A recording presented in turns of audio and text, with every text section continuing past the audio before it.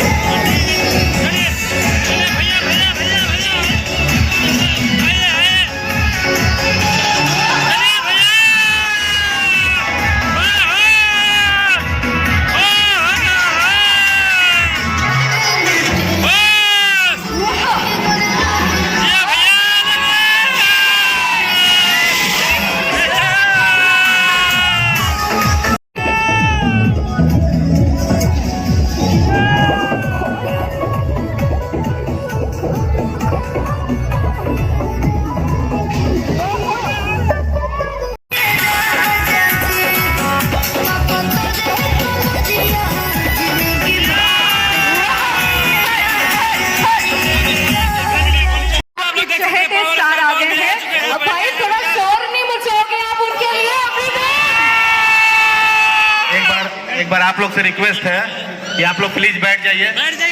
आप लोग प्लीज बैठ जाइए। आप लोग से रिक्वेस्ट है, चलिए आगे से बैठ जाइए।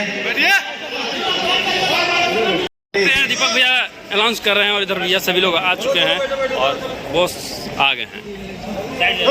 क्या हुआ, आपको नहीं बोल रहे? स्पेशल है। हेलो, बैठने के लिए सभी लोग बैठिए।